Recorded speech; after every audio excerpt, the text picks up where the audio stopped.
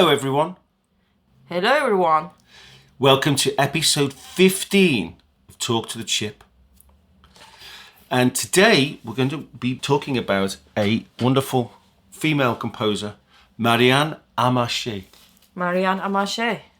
It's spelled amateur, Okay. but she's an American. She was an American. And I think the background is, I think she's maybe Belgian family background. So it's a French pronunciation, Amacher. We're really, really fortunate that we have got a linguist with us. Specialized in European languages. Thank you very much. Yeah, it's good. I mean, for me, I just want to call her Maryanne. Yes, let's just call her Maryanne. That makes it a lot easier. Yeah, okay. So today we are going to talk about one particular work from this composer.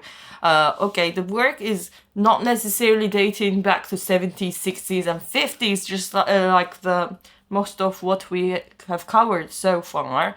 This is an album from 1999 and it is Making the Third Ear. Yes, that's the title, is Making the Third Ear. But it is a compilation of stuff. Sound characters. Yeah. But it's a compilation of pieces ranging over quite a long period, isn't it? Yeah, that's why we decided to select that. So the release was much later, which is something that happened with which was the case with some of the composers we covered, because some of the works, they belong to ages ago, but then got to be released or shared with the public in an accessible format much later. So we have a wide range of works here. Yes. Her importance kind of goes back to the mid-60s. Because she worked with Cage and she studied with Stockhausen. Yeah, she was a student. Yeah, but allegedly Stockhausen thought she was so weird that he called her an alien. Yeah. Which that says quite a lot coming from Karl-Heinz. Yes, as if he was not an alien himself. Exactly. Yes. Calling her an alien. Yeah, I mean, then you can imagine all sorts of weird things, which we can hear in the music anyway. Absolutely. Can't we? I mean, I get the feeling that she's very Cagean anyway. That it's a very her stuff comes from a very philosophical background rather than like really a musical background. Yeah, and that's part of the music and her style, because it was. Most of the works she created, they were site-specific, which makes them not listenable here in our stereo formats or certain audio formats. You really had to be there. Yeah. Well, I think a really important thing about it philosophically is in the late 60s or mid-60s, she had this really pioneering, advanced idea at the time of telematic music. Telematic music. Please, can you tell us about telematic music? Well, it seems to be, what she called it was, not unlike Stockhausen's piece Telemusic. It's about long distance music. Long distance. And that's the term that she used. And the idea is that it's site-specific music, but from dislocated positions. Yeah. So she had a whole series of compositions called the City Links series, where performers and playback would be in very, very distant places. Yeah. Which then, of course, was quite a bizarre advanced concept. And today is something we do every day with the internet. Actually, yeah. So in that sense, she was enormously forward-looking, Yeah, very much like an inventor of breakthrough ideas. Yeah. And I mean, maybe being an American kind of gets her some credit, but other than that, I think I don't remember seeing her name in any of the electronic music history books. Yeah. That I read. Sorry if I didn't read all of them. But here is someone that pioneered sound art. Not I think it goes beyond merely calling it electronic music. Today we come up with all sorts of sound installations, interdisciplinary works, being commissioned by private or government organizations, and selecting people with nepotism and all that stuff. We won't go into that though, will we? No, we will not. But my point is, here is someone who pioneered installation arts. And sound arts. Well, that's the thing, with this collection that they put together on making the third ear, is there's a real emphasis on two particular areas of our work. One is this installation thing of using music or using sound in an architectural sense, of really making buildings and making objects and making sound resonate to work, so people can really enter the they sound. They should have met each other, Xenakis and her. Absolutely. Yeah. So that's that. There's a diff. See, the thing is, people talk a lot about spatialization of sound, and of course, there's this massive. It's backed by Apple, but this massive push for Dolby Atmos. So everybody's thinking in surround sound at the moment, and. It's nice to have little objects moving around in space, but to actually think about the spatialization of sound where where the audience are actually becoming part of a space, or actually creating structures using sound, which is what she was doing, is very, very advanced thinking. Very, very different to just having a wider stereo, really, or selling people more speakers. I think it is basically, basically she had a combination of, as you said, philosophical approach, but there's a psychoacoustics approach in it. And in a way, the third ear is a reference to that kind of a thing. That she was talking about a tiny loudspeaker being inside our head, inside the ear. That's the... Well, that's the thing, is that there's this collection has two different styles. One is this very architectural, very, very physical stuff, which creates these kind of drones or deeply resonant things, which are really beautiful.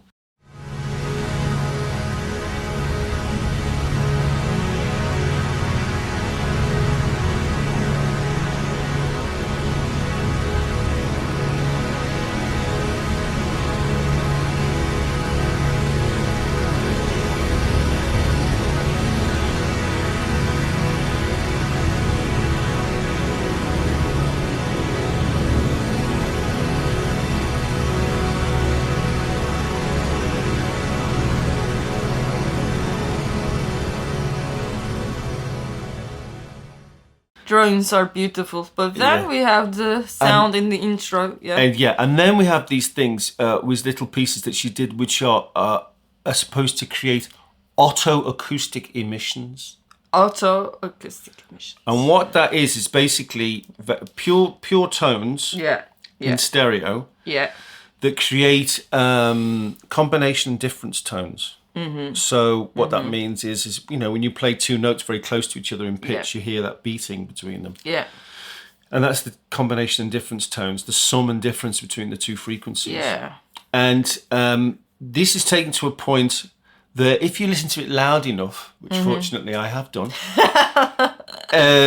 your cochlea inside your ear, the actual organ inside your ear, starts to generate its own frequencies, starts to generate its own sound. So that is the inner ear, the third ear experience. That she's referring to. So you did experience it in your studio setup. Yes, not only me, but also my poor students who hopefully will be listening, and I give them my my deepest apologies. But basically, if you listen to this music, these interference tones loud enough, you start to feel a third frequency appearing inside It's just your like head. this kind of harmonics, extra harmonics created. Is that what you mean? It's not harmonics because it's usually lower in pitch. So LFO. yeah, it's more like you feel like almost like a grinding between the two frequencies,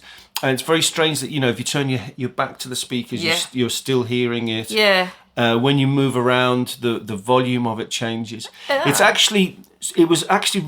only quite a recent discovery about how this works, going back to the 70s.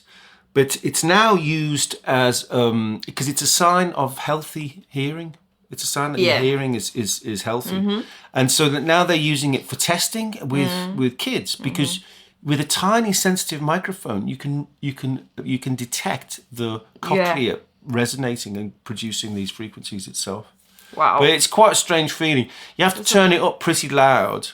Yeah, and also, I did not listen to it in that kind of setting, but I could definitely tell in my own experience that there is a bodily somatic experience with rapid oscillation of frequencies. Of course, the intro is very much on your face in that sense because of the higher frequencies. Yeah.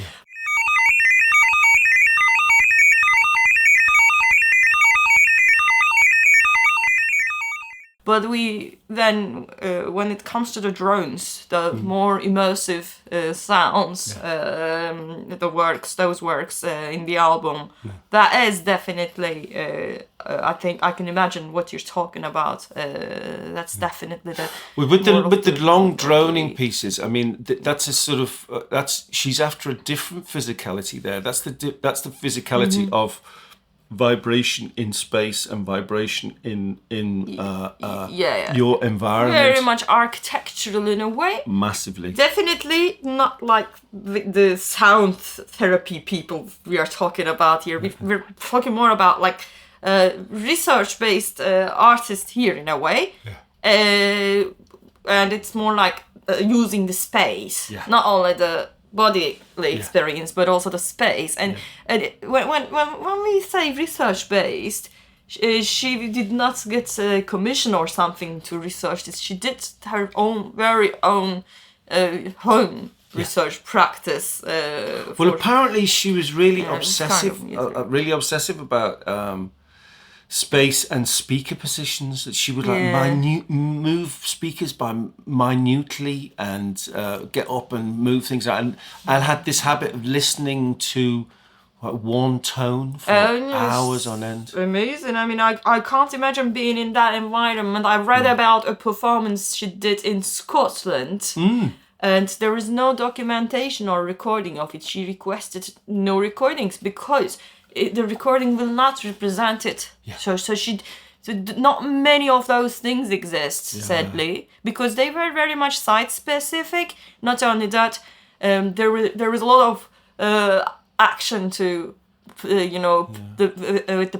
regarding the position of the speakers. So it's ridiculous in a way to reduce it down to stereo and put it on your earbuds and walk down the street somewhere. That destroys like the 70% or some part, a major part of the work. Experience. Well, especially, I mean, you really get that, I think, really clearly in the second track in this collection, Tower, because it focuses so much on the low frequency. So you can imagine how we know it, from our modern lives about how low frequency sound makes buildings resonate. Yeah. Cars resonate. I mean, you can probably hear, I'm living on a main road here, and you can probably hear, when a car goes past with a big sound system in there, you feel the vibration coming down the street, Yes. And it's very much about using low frequency in buildings like that. It's very much about presence. Presence. That's why maybe there is this extremity in the amplitude of the sounds. It's like we're here, it is big here. Bodies of sounds. There's an extreme feeling in like the music. The music in a stereo setting, even in stereo setting, feels like it is in the edges. on the edges. But so this is very much like when they say installation based. That's what we are also talking about. I think. Yeah. It was very much about like the performance of the presentation of the work in the live real time setting. Yeah. Rather than just listening on the internet. Yeah, which we did, and which and which expecting and which we're expecting our listeners to do. But of course, it's make sure it's in the extreme volume. Yes, well, that's the thing. I mean, I'm serious when I say it. Actually, yeah. The auto acoustic stuff really only really starts to kick in when you pump it up a little bit. So acoustic emissions, Yes, but make sure your neighbours are warned in advance. Yeah, it is this kind of distortion effect. Yeah. Which as a guitarist, I am fascinated by. Yeah. As a guitarist who makes a lot of noise with her software design tools and pedals in my very own small way of being an artist, as opposed to what's been done so far, by the pioneers. For me, it's thrilling. It's a thrilling experience. That kind of extreme distortion. And then I think of noise music concerts. Imagine, this also, seeing this, seeing some work, well, actually a lot of works, but like her auto-acoustic emissions in a live setting, then you will hear extreme distortion, which may potentially hurt the ear, but then it feels like it would turn into a very personal experience. Just then, I was in a gig recently, seeing Sun. Very much like that was also like installation music, because basically they have tens of amps on stage. Mm-hmm. It was a very good idea to not sit close to the stage. I made sure my seat was on the balcony in the Barbican, so far away from it, which made the experience a lot better. But so you see, it's all these amps and loudness and very low tuned, drony guitars, not much chordal change happening. So actually, Maryanne might have did what Sun is doing now. Because we're talking about speakers.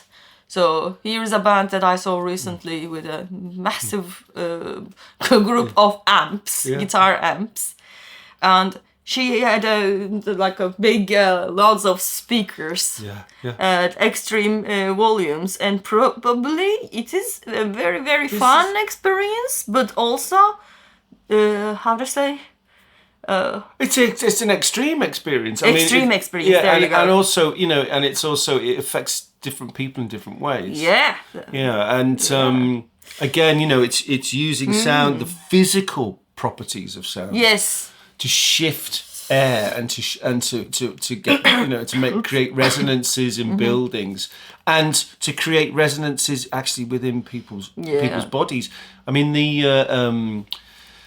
The interesting thing with the auto-acoustic stuff, about generating sum and difference tones and combination tones, that's a form of distortion as well. Yeah. The classic device for doing this, which you hear, which we talked about also interestingly with the Stockhausen piece with Telemusic, with the ring modulator. The ring modulator produces sum and difference tones. Also, there's another reference with her music, especially the long drony pieces. I thought there's a lot of similarity with Todd Dockstader. Yes. Especially with the technology. Radio. Well, the radio waves, and also the Eventide harmonizer. I hear it on all of her stuff. Oh yeah, maybe that's the. Yeah, they're very intense. There's on particularly on Synaptic Island, the track 4 on this. Yes. For about 41 minutes into the whole thing. it's virtually like a harmonizer solo. It feels like one of the pieces, like many of the pieces, but Surfer and Feeder, these pieces in Todd's album. Yeah. I think I get your point. Very also. Well, there was one of the things with a harmonizer. This one is very vibrant. I think. Is that you can take a single tone. Yeah. And you use the harmonizer to produce a chord from it. Yeah. So a lot of the kind of harmonic stuff and the chordal stuff that's going on in our work isn't generated from someone sitting down and writing notes. No. It's generated electronically. From learning to use the equipment, Yeah. Which I think is... And it means that she produces these big masses of sound, like lots and lots of pitches all happening at the same time. Yeah. Yeah. It's fascinating stuff, isn't it? It is. And very vibrant in that sense. Yeah. Very much alive. Okay, there is also a ghostly feel, but it is like a spectre. Then the ghost is not like a traditional old archaic ghost, more like a ghost from the future. Yeah. Very futuristic. Or presence, alien-like ghost. So Stockhausen called her an alien. But that's the music. I think, and that I think the part of it is because there are dark harmonies, but they are not brought by tonal music. Yeah, it's brought. It's generated electronically. Yeah.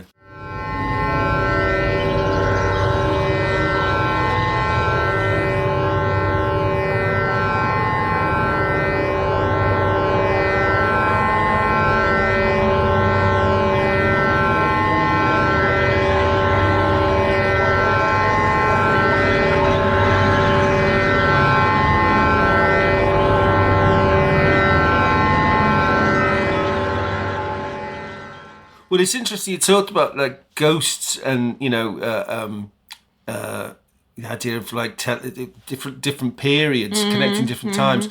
Because the last track in this collection is called "Entering Ancient Rooms." Yes, maybe that is the ghost connection there. Yeah, the idea that there's different space, not just different physical spaces, but different spaces in time as well. Yeah.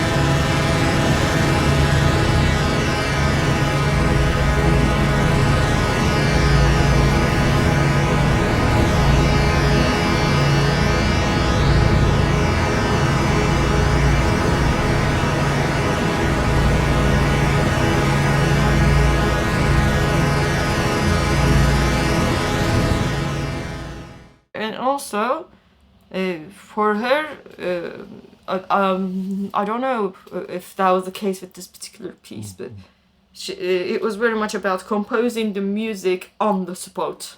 Yeah. By entering those rooms in a way, you are creating it by being in there. Yeah. Well, also the idea that the space is creating the sound as well. Yeah. There's a feedback between the space and the position of the speakers and the what you hear as the sound itself. So I mean, in a way, what we have as recordings are more documentations rather than the artifact themselves. Yeah. The artifact themselves was the event in the specific spaces. Even if it was filmed, in some cases there are videos. We will never be able to experience it unless someone who has rights to her works or plans, drawings. If you can recreate things. But without her, we can't know. I mean, but it would be really fun if some organization in the USA recreates this by supporting her work and whoever has the right to it. And Well, then it's interesting because there are a lot of bringing people, it to different places. but but she does have a lot of respect in some kind of weird corners of particularly American music. I mean, one of the executive producers on this album is John Zorn. Do you know John Zorn? Is a very important free jazz saxophonist and recording artist himself, and wonderful stuff. You know, and then there's all the kind of that. Of course, being based in New York, being based on the East Coast of the States, of course, she had all these wonderful connections. Yeah, including John Cage. Yeah, there you go. But also free jazz people. Yeah. And she also was very much aware of what was going on in Germany. Like reinterpreting works of Webern and in a way. I don't think it is in this album, but the music rooms. That is it. So it's a lot of influences, interaction, but also bringing her own very futuristic, forward-looking philosophy. methods. Philosophy, exactly. There's one other technical thing that I really liked that I found quite touching because. I mean, there's something about the weird sort of, well, not weird, but there's kind of dichotomy, the contrast between very futuristic and forward-looking content. But then, if you know the technology, you can hear technology from the 60s and 70s. And on track 6, on Chorale, there's massive use of the Mutron biphase. This beautiful phaser that you hear, particularly you hear on Wendy Carlos's stuff on the Clockwork Orange. And you hear on lots and lots of reggae records. I mean, the same machine. I mean, Lee Scratch Perry played it like an instrument in its own right, you know. So it has this weird mix of the future and a fixed point in the past as well, quite a nostalgic quality along with being extremely modern, which is quite strange. It reminded me again Stockhausen's Karlheinz is coming up a lot today, but you know, like in Licht, you know, his opera with these very futuristic sound worlds and very complicated electronic parts. There's parts written for Hammond organ. Hammond organ, So you hear like a little old, like almost like a little church organ going off in the corner sometimes. So it has this kind of strange mix of modernity and nostalgia going off all the time. There's that kind of feeling too. Yeah. I think I can think of contemporary examples like Ryoji Ikeda, who are creating music very much for the space, but also by exploring the dynamic and frequency extremes. And that is that would be something worth seeing. And in a way, Maryanne pioneered that kind of an approach and creating. I just wanted to make a contemporary reference. Well, another contemporary reference from another angle is this quite a strange guy, a musicologist, celebrity musicology YouTuber, Adam Neely. Okay, you know, and he does do some I have to say, he does do some very, very interesting shows. It's very, very well researched stuff, but it is really sensationalist what he does, and sometimes quite funny. But he did one of his YouTube shows specifically about Amacher and about the autoacoustic thing. Okay. And he was playing her autoacoustic work, you know, the sum and difference pieces, to other YouTubers, like hip, trendy, youth style YouTubers. And of course they couldn't handle it. And it's like, oh man, you know, my head is vibrating, man. Oh, you know. Is that one of the reaction videos? Oh. Almost, yes. It's almost a series of reaction videos, and it's really worth seeing how someone whose music, you know, was developed in the 1950s and whose thinking process was 50, 60 years ago, is still so shocking Yes, I will actually test that with my students very soon. Good. I have a session for this. yeah. I will share the results. Yes, well, my students, one of my students rather appreciated it. There we go. But the other one of my students looked like he was about to vomit. Okay, so one of them will become a sound artist, the other will become a popular music producer, I guess. Vomit. Okay, maybe it's time to repeat your safeguarding training. yes, of course. Oh, that's very good. Thank you. Okay, thank you very much.